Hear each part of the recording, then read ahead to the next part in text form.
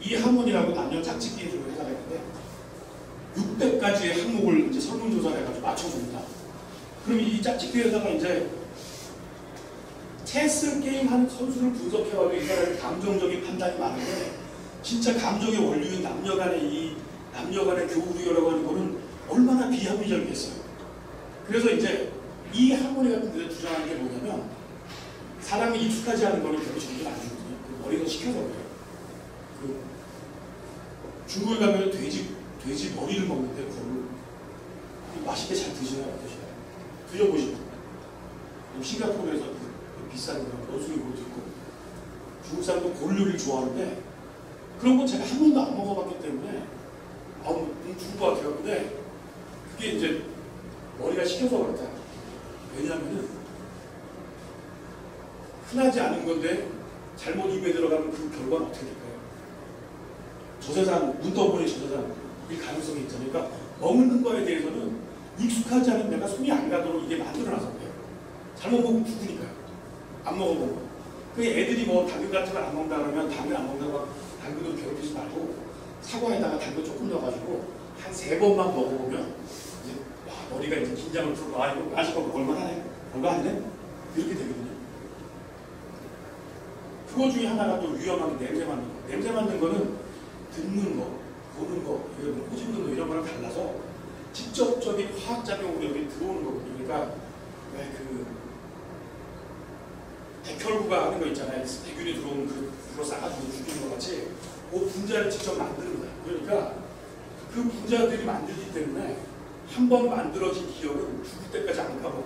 그러니까 내가 어렸을 때 어디 전라도에 자취를 갔는데 어른들이 막 구수하다고 먹는 홍어 그때 충격 그 냄새는 지금도 그때 장면과 더불어 절대 까먹을 수가 없어요. 그러니까 그 물리적인 화학작용이 내가 단백질 만들기 기억이 있어서 그렇더라고요. 자, 그래서 아까 CRM에서 인공지능이 할 중요한 게 뭐냐면 인간의 방향을 잡아줄 수 있어요. 그러니까 내가 익숙하지 않으면은 이 여자 거들떠보지도 않을 가능성이 높은데 이 기계적으로 분석하는 거는 야 그래도 너 손해보는 척 한번 만나봐. 네가 그 여자 만나러 가는 정도의 비용을 들이만 타라고 컴퓨터가 이제 계산해 놓은 거야 라고 하는 게 실제로 이 저자는 거기서 만나서 결혼했다는 거예요. 경제학자가.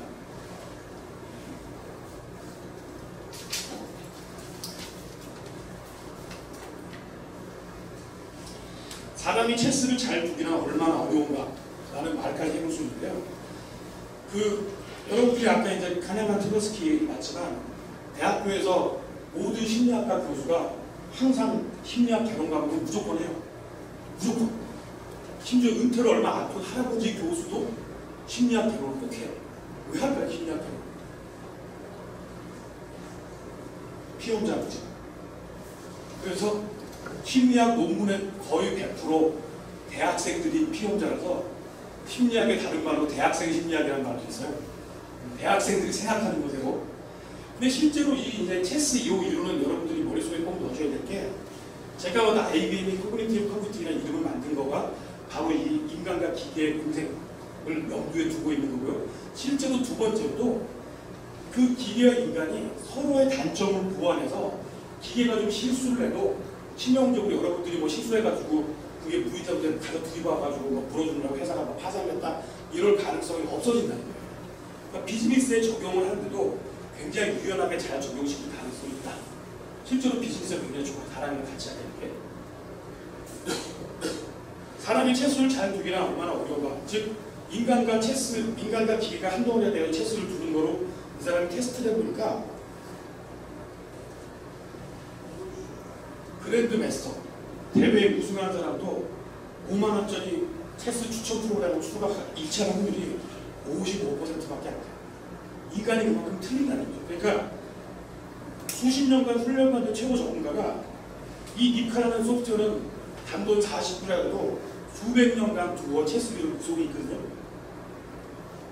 직관력을 제대로 발휘하지 못해요. 즉 문제가 뭐냐면 보기 좋은 수를 고민하느라 너무 많은 시간을 소비한다. 그게 인간의 경험이죠. 그래서 여기서 이제 알 수 있는 걸 정리해서 5가지로 말씀드리면 1. 사람의 강점과 약점은 놀랍도록 규칙적이고 예측할 수 있다. 사람 변하지 않아요. 두 번째로는 명쾌하고 직관적인 이론을 의심해봐야 된다. 이건 아마 베제텔 부사장님도 잘 아실 텐데 사업이 사기꾼일수록 이런 걸 명쾌하고 직관적으로 얘기 잘하죠. 안 될 것 같다 이런 얘기 안 하고, 그러니까 두루파리 의사도 무조건 고친다 이러면 안 될 가능성이 높은 거죠. 3. 생각보다 자신의 편견에서 벗어나야 된다. 4. 혼란을 즐겨야 된다. 5. 사람은 배울 수 있다. 사실은 제가 또 당부 드리고 싶은 게, 여러분 되게 오래 사실 건데요, 공부를 계속하는 게 중요한 것 같아요. 그러니까 경영학 이론 같은 걸 공부를 하셔야 되고, 제가 추천드리는 걸 오늘 관심이 있어가지고 여기 오셨으니까 컴퓨터 공부를 계속 하시면 처음에 좀 어려워도 요즘 책도 좋고 너무 잘 가르쳐준 똑똑한 사람도 많고, 안 되면 컴퓨터 한번 가셔도 되고요. 강남 중앙정보처리, 그 다음에 재취업 고용노동부에서 돈 대주는 자바과정도 있어요. 저기 실업급여 받으시러 가보시는 거예요. 전산학원 이거 보여주거든요. 고용노동부에서 아마 교통비까지 주고 학원비도 대주고, 그런 데 가서 6개월 정도 푹 배우시면 뭐든지 다 하실 수 있어요. 어려운 거 하나도 없어요.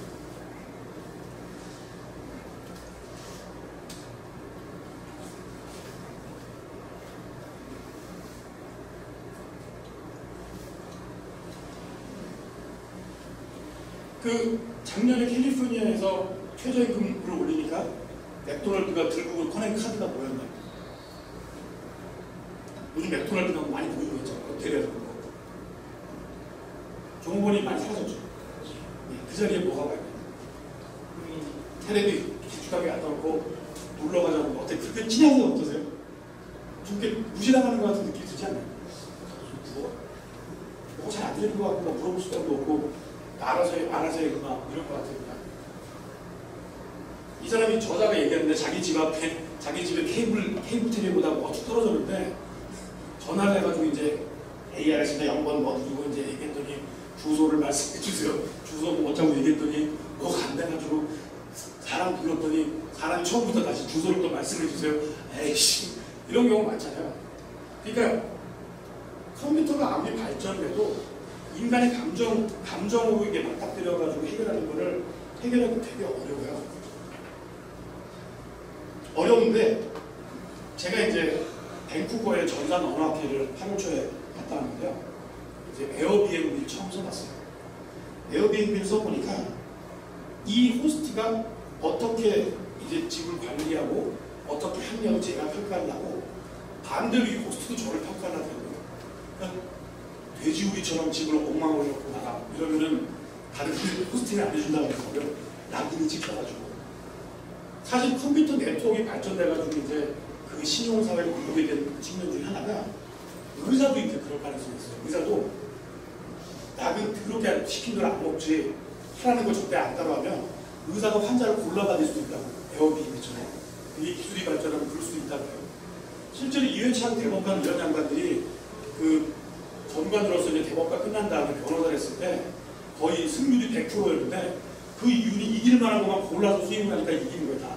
그런 것처럼 의사들도 이제 에버리지가 없어져요. 이 사람이 실력이나 이런 게 뭐든지 만천하에 공개가 돼가지고 랭킹이 쫙 맞아지게 되면 이 사람 랭킹 1등이 만지는데 6개월 기다리면 한 번 만지는데 뭐 100만 원. 그냥 저같이 뭐 완전 도파리 의사는 이제 손님이 안 와가지고 영업을 하고 다니는 뿐이고, 의사나 환자나 다 서로를 필요로 평가를 해서 받는 서비스를 차등화시키고 골라 가릴 수 있다. 이게 또 이제 굉장히 재미있는 속성인 것 같아요. 그 우버 같은 걸 타봐도 그렇고 점점 더 그렇게 될 것 같아요. 컴퓨터 기술이 일반화돼서.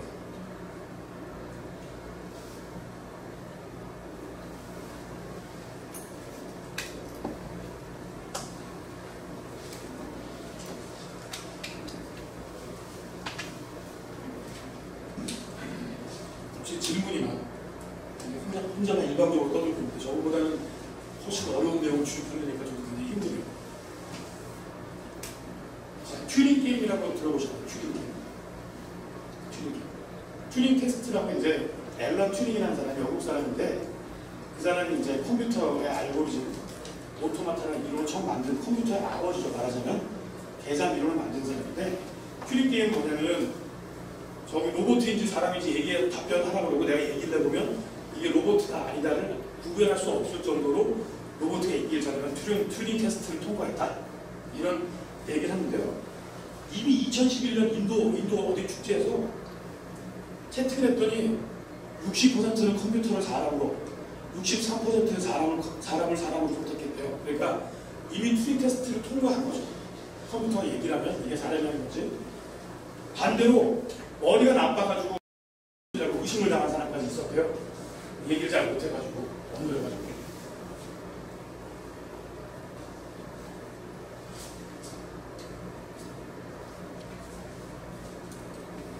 자, 이 그림을 한 장 보일 텐데요. 이 그림이 어떤 게 컴퓨터가 그림이에요? 네, 물어보는 게 오른쪽이니까 물어봤겠지. 이걸 컴퓨터가 그랬으면 안 물어봤을 텐데요. 작곡이라든지 그림이라든지 부정행위 같은 거에서 부정행위도 있을 수 있죠. 사람이 이렇게 말을 해야 되는 거를 보통 이제 발전된 스피커 같은 거 가져와서 얘기하는 것도 있을 수 있으니까. 구글이 발전함에 따라서 사람들이 뭐가 늘었냐면 고대 기억수를, 여러분들이 영어 단어 죽기보다 지금 영어 단어 외울 때 그때 많이 하셨잖아요. 그러면 줄임말 같은 걸 써가지고 이제 외우거나 그런 기억술이 많이 등장했는데요. 검색 능력의 발전으로 유용한 정보를 배우고 여러 사실 이해하고 해석하는 폭넓은 매개열 지식을 제공했죠, 컴퓨터가. 심지어는 지메일 같은 걸 써보시면 컴퓨터 내용을 다 읽어봐요. 어떻게 읽어보냐면 아직 한국어는 잘 안 되는데 영어로 박 대표님 내가 첨부 파일 보냈습니다 하고 첨부 파일 까먹었어요. 그럼 메일이 안 나요. 컴퓨터 읽어보고 첨부 파일 빨리 넣으라 그래요. 그 다음에 제가 학회를 예약을 했는데 이제 언제 일정이 나오고 티켓 같은 거 이제 메일을 받았다 그러면 제가 이제 또 쓰는 게 안드로이드잖아요. 그럼 밴쿠버 공항을 딱 내리면 야, 너 지금 너 어디 호텔로 가게 돼 있는데 오른쪽 나가 30m 걸어가면 저기 트램 있으니까 그거 980원 타고 가는데 요거 얼마야? 그래서 가르쳐줘. 내가 어디 가서 뭘 하고 있는지도 알고 있고요. 그 구글 맵에 보면 저는 위치 추적 같은 걸 좀 펴놓는 편인데요. 타임라인이라고 또 새로운 서비스를 만들었더라고요. 내가 오늘 어디를 어떻게 돌아다녔는지 이렇게 대충 나와요. 그게 이제 알아야 될 때가 어디냐면 이제 수목을 필름이 끊겼을 때. 내가 어디서 무슨 얘기를 했는지 좀 알아야 될 경우에 보면 친절하게 어느 가게 몇 시까지 썼다고 나오거든요.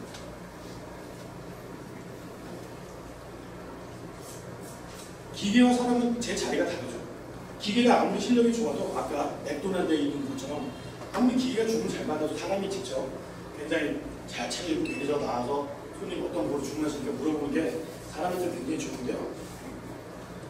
우리는 기계를 실험적인 목적에 사용하기를 원할 뿐이지 개인적인 삶의 영역의 자각이나 감정 영향, 중요한 부분을 규정하거나 옳고 그름을 정하는 것을 싫어하죠. 즉, 제가 알람 시계 같은 거는 스마트폰을 이용한다 하더라도 거기 그게 내가 안 일어나면 침대를 45도 기울여서 침대 밑으로 떠버린다든지 이런 중요한 결정을 컴퓨터가 대신하게 하는 것은 굉장히 싫어하죠.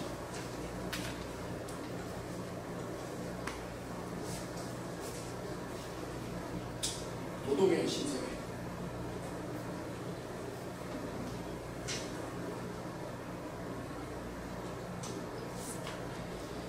이 책에서는 이제 아웃소싱이나 이민 얘기가 많이 나오는데요. 인터넷이 발전된 다음에 대도시와 지방도시와의 격차가 어떻게 됐을까요? 인터넷을 많이 쓰고 이제 구글로 검색을 많이 하고 전 세계에 있는 웹사이트가 45억 개라는데요. 그렇게 지식이 일반화된 다음에 대도시와 지방 농촌과의 격차는 많이 줄어들었을까요? 어떨까요? 더 커졌어요. 더 몰려들고 있고요. 집값은 더 올라고 몰려들어서.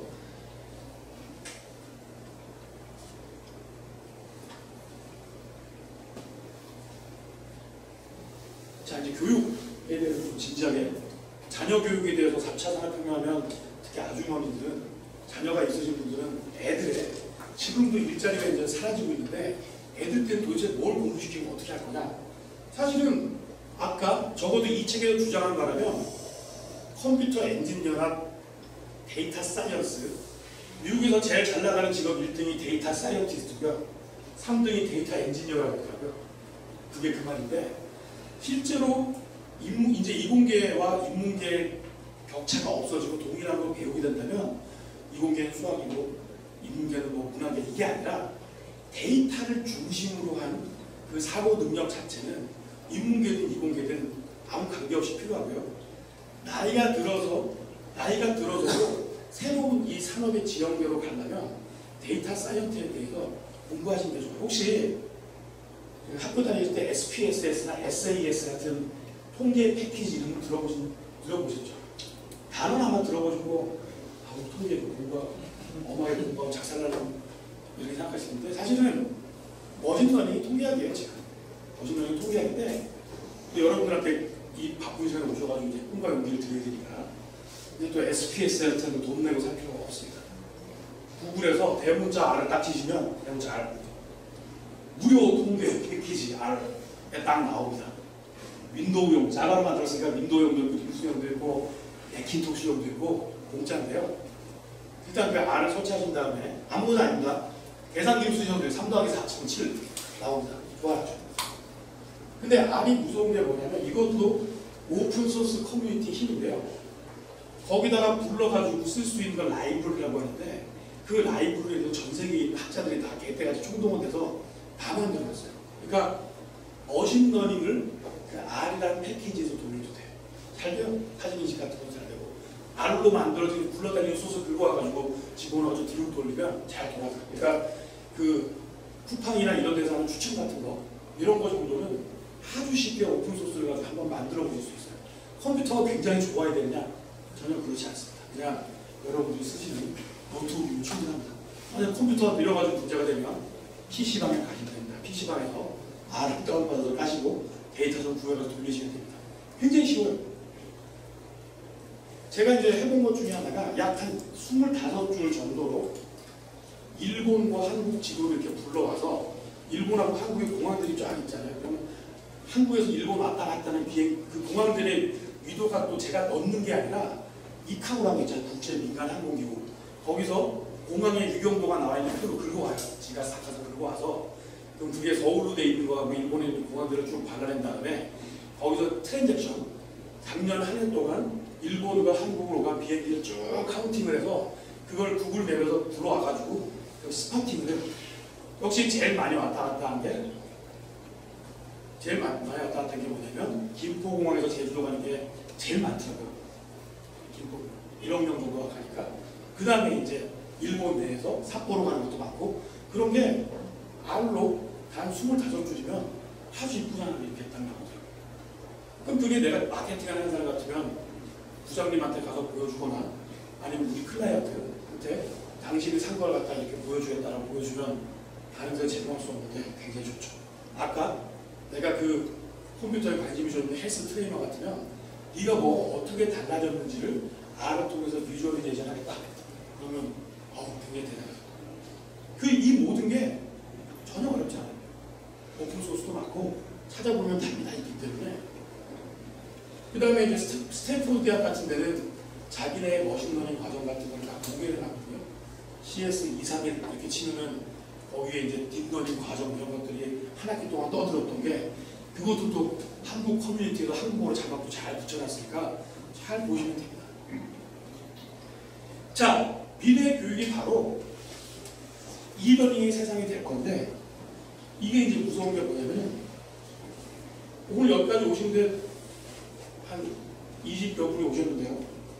왔다 갔다 하는데 이제 드는 비용이 지하철을 기준으로 따지면 한 1250원 곱하기 2니까 대충 2500원이 쓰셨으니까 여기 오시는 데든 교통비만 한 5만원 되는 거 아니에요. 20명 가서 오면 저도 그렇고 그 다음에 여기 에어컨 틀어야 되지 강사 떠들면 강사를 들어야지 밥도 먹어야 되지 이 모든 오프라인이 비용이 굉장히 많이 들어요. 그러니까 유대시티라는 여기 유대시티라는 사이트가 제공하는 유료 이력인데요. 이거는 뭐 하는 거냐면 나노 디그리라는 말을 만들었어요. 즉, 왜 교육이 보수적이고 늦게 진행을 하면 한 번 정하면 전국을 똑같은 걸로 시켜야 되기 때문에 테스트를 거쳐서 완전히 맞다고 확립된 것만 교과서에 글자 하나만 틀려도 안 되니까 그러니까 굉장히 옛날 걸 배우는 거예요 사실. 근데 여기 유대시티는 스탠포드 대학 교수가 아까 스탠포드 대학의 강좌를 공개한다 그랬지 컴퓨터학과에서 희석이 인도 애들이 인도에서 많이 보더라고요. 스탠포드 대학 강의를. 불러가 시험 봐도 굉장히 잘하고. 이거 뭔가 스탠포드 대학이 뭔가 잘못하고 있는 것 같아서 테니어를 때려치고 유대시티닷컴이라는 이런 회사를 자기가 만들어요. 이 사람 만든 사람이 누구냐면 세바스찬 수룬이라고 구글의 무인정차 책임자였어요. 그래서 유대시티닷컴에서 나노디블이라고 9개월짜리 무인자동차 만드는 과정이 있는데 인공지능 가르쳐 준 거예요. 무인자동차 만드는데 이 사람이 또 업계나 학계에 이제 굉장히 중요한 인물이니까 다임러벤츠에서 사람이 나와서 강의도 하고 도요타에서 와서 가르치기도 하고 그 다음에 여기서 시험 봐서 통과하면 취직도 시켜줘요. 그리고 9개월 직접 얼굴을 맞대진 않지만 9개월 동안 계속 공대처럼 시험도 보고 이제 계속 퀄리파잉 하니까 기업 입장에서도 그냥 면접만 보고 뽑는 리스크보다는 그리고 이런 컴퓨터 소프트웨어 회사는 사람 하나 잘못 보면은 내보내기도 어렵고 그 기회비용이 되게 크거든요. 잘못 뽑아서 생기면. 그러니까 미래는 어떻게 연구할 거냐면은 공부 하나 마나 잔소리가 없이 알아서 이런 것들을 스스로 잘 찾아다녀서 스스로 잘 찾아먹는 애들이 이제 이길 거고 하버드 대학이나 스탠포드 대학에는 과거보다 훨씬 더 경쟁률도 높아졌고 좋은 애들이 많이 가려고 하는데 정원을 늘리지 않았거든요. 그 이유는 하버드 대학 같은 데가 정원을 10배 늘리면은 이게 프레스티지가 없어지잖아요. 근데 이러닝 같은 게 이제 무서운 게 한 30위권에 있는 뉴욕 대학 같은 데가 인도 학생들한테 온라인으로 듣고 뉴욕 대학의 강좌를 듣고 돈을 내면 지원 봐가지고 통과해서 학위를 주겠다 라고 하는 데가 이제 후발주자가 생기기 시작하면 그 전방위의 파급 효과가 위에 있는 학교들이 버티기가 어려울 거다. 즉 아까도 말씀드렸지만 사람이 사람을 통해서 뭔가를 가르치고 서비스를 제한하는 것은 교육이라든지 운영 같은 제약이 너무 많기 때문에 굉장히 이제 비용도 많이 들고 어려운데 이런 이러닝 같은 거는 필요한 과목들만 잘 만들어서 세계 최고의 강자들을 동원해서 잘 만들 수가 있거든요. 그럼 학교의 미래는 어떻게 변모할 거냐? 교사의 역할이 심리 상담사나 트레이너 아니면 좀 학습에 의욕이 없는 애들 같으면 해병대 캠프 훈육하는 것처럼 생길 건데 근데 이 책에서 얘기한 것 중에 제가 이제 좀 감명을 좀 깊게 공감을 하는 게 제가 이제 박사과정대 형들하고 번역교회를 만들었는데 학교 앞에 마릴 성도교회가 있었어요. 그 서울대 입구역 앞에 그 마릴 성도교회 전도사 혹시 본 적 있으신가요? 마릴 성도교회가 몰몬교인데 그 전도사가 그 곤색 슈트를 입고 아주 단정한 넥타이를 매고요. 다 몸매도 아주 날씬하게 말랐고 외국 사람인데 키도 크고 굉장히 좀 한국말도 굉장히 열심히 공부를 하고 잘하더라고요. 그러니까 그걸 프리젠스라고 하는데 저도 이제 인터파크나 이런 데서 시도해가지고 한 50억씩 말하고 이래도 실패했고 다 실패한 게 원격지에서 영어 선생이 나타나가지고 원격 화상회의 같은 거로 영어 가르치는 모델은 다 실패했어요. 그 실패한 이유 중에 하나가 권위 있는 선생님, 심성 좋고 굉장히 성격 좋고 본받을 만한 요소가 많은 선생님의 이 자리에 같이 있는 것 자체는 의미가 있다 하더라고요. 즉, 그 몰몬교 선교사를 보고 몰몬교 믿는 사람이 많지 아마존에서 몰몬교 DVD 사가지고 교리를 익혀가지고 몰몬교 믿는 사람 아마 한 명도 없을 거다 이런 얘기를 합니다. 제가 봐도 교육의 미래는 너무 배울 것도 많고 빨리 진보가 아까 오픈소스라든지 쓰자마자 공개해버리는 논문 같은 것들 때문에 학교에서 그걸 가져가고 가르칠 수가 없어. 너무 빨리 변해서 그건 이러닝을 알아서 공부하는 거고 학교 자체는 칭찬해주고 격려해주고 동정과 격려 그 다음에 뭐 훈육을 한다든지 이런 형태로 빨리 갈라서지 않으면 점점 더 쓸모없는 인간만 자꾸 만들겠다. 왜냐하면 지금의 학교 체제가 바로 평균적인 인간을 만드는 게 목표라고 해요. 그 IQ 테스트를 미군이 만들었는데 IQ가 머리 좋은 걸 재려고 만든 게 아니고 정규 분포에서 가운데가 100이거든요. 100. 100의 기준이 뭐냐면 총에다가 총알을 집어넣고 쐈을 때 아군이 아니라 적군을 쏠 최소한의 기준. 그러니까 IQ가 100은 넘어야 군의를 시켜준다. 이런 개념이 있거든요. 우수성이라든지 그런 걸 판별하는 게 아니고